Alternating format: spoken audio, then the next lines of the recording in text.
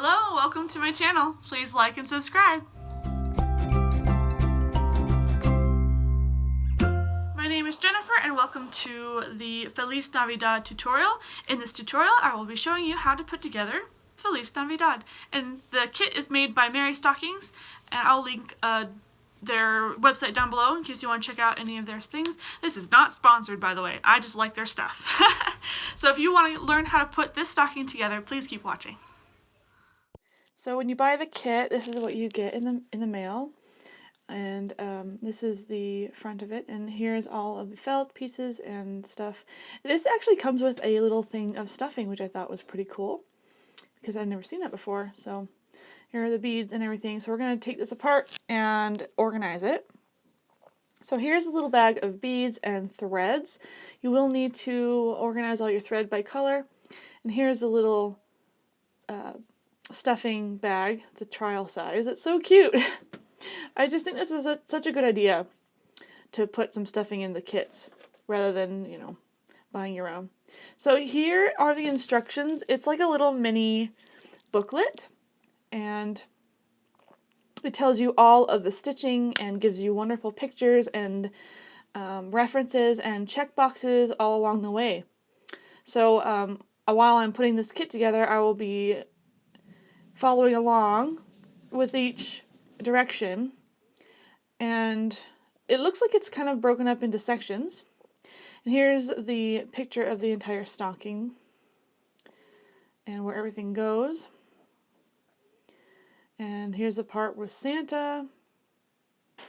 It gives you really great pictures and examples of what it should look like. Very well put together. And here's the ornament.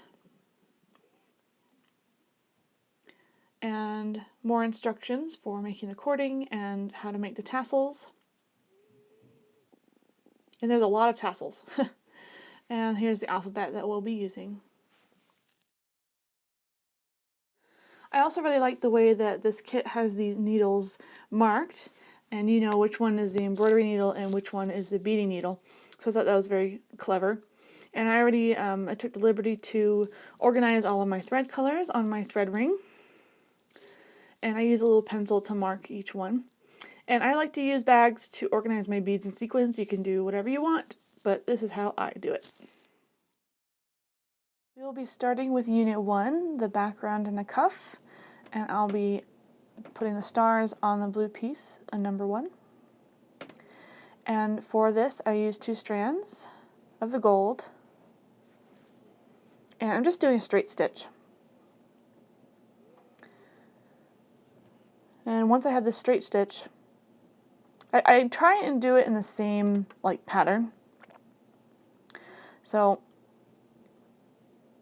I don't know, it's just easier for me. So they all look similar. And once I do all of the parts of the star, I do a little tiny, like, I kind of bring it in the middle so it kind of stays secure.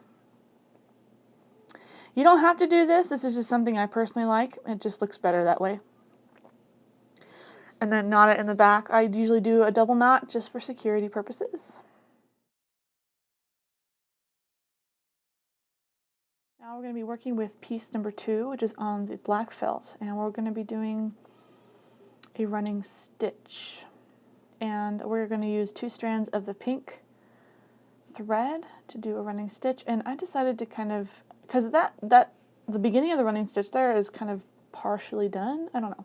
I just figured it was easier to just kind of ignore that and start on the second one, just because I didn't want to work on the edge of the felt, because felt, if you work on the edge of the felt, it does fray a little bit, so I figured I'm going to be sewing there anyway. So anyway, I'm just doing the running stitch here, and you can take your needle and rub the stamp off if it bugs you.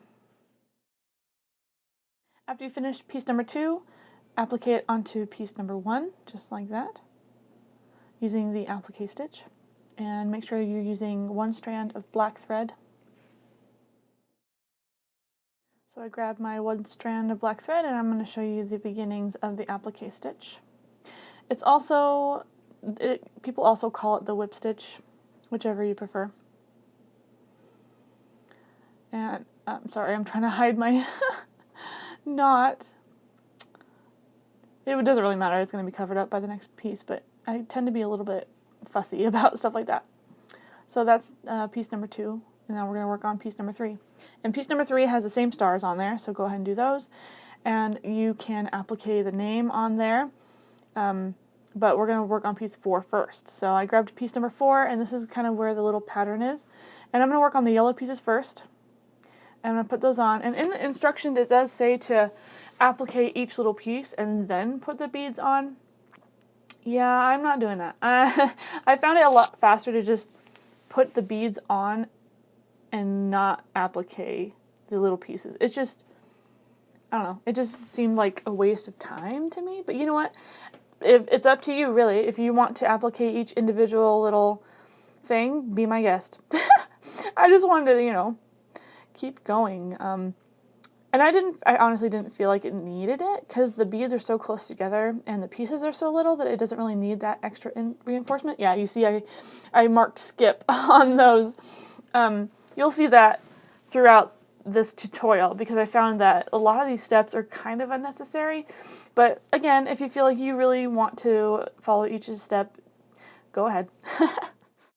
Alright, so once that is appliqued onto the gold piece, we're going to be putting our name on, and I will show you how I do it. It's not too difficult and pretty easy to follow. Just make sure you grab your instructions with all of the letters on there.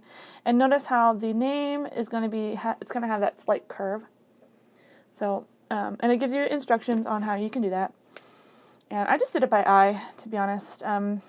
Or you can even do it on the computer and print it out on your computer and use that. So however you feel like doing it.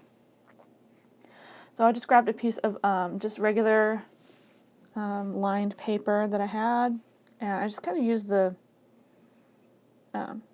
line to give myself kind of a reference point. And the finished name came out just a little bit curved, which is fine. I didn't want it to be completely straight because I wanted it to kind of match the name on the picture on the kit. So I just grabbed a couple of pins and put it in the spot that I wanted.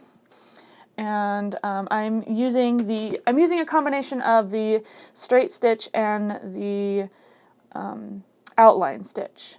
I think it does say in the instructions to do a outline stitch for all of it, but I felt like with this particular font that some areas of the straight stitch were much more appropriate, like the little lines on top, and like you can kind of see where the straight stitch is. So and then grab your tweezers. I grabbed some tweezers and I kind of used the tweezers to take away a little bit of the paper that was left over after I peeled it, took it off. So there we go.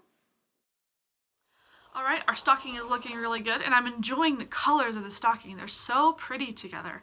So if you want to check out my next tutorial and continue putting the stocking together, please look out for that video and follow me on Instagram and my Facebook page. Those are linked down below, as well as on my YouTube page. They're up here, or down here somewhere. I don't remember. Anyway, so they're little links that you can click on, and they have my Facebook page, my Pinterest account, and my Instagram account.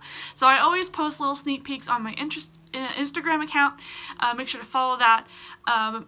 Any of the links down below that I use to put together these stockings will be down below, so check those out in the description box. And I have so many new cool things going on besides this stocking, because this stocking was so fun to put together. But fun things are coming up, and I'm excited to share with you. So you can tell in the background, my new baby. I'm still trying to figure out a name for my machine. Yes, I want to name my machine. Don't judge me. So if you want to throw out suggestions to name my machine, just leave a comment down below and like this video. This is a Brother PE 800, and I got it for my birthday.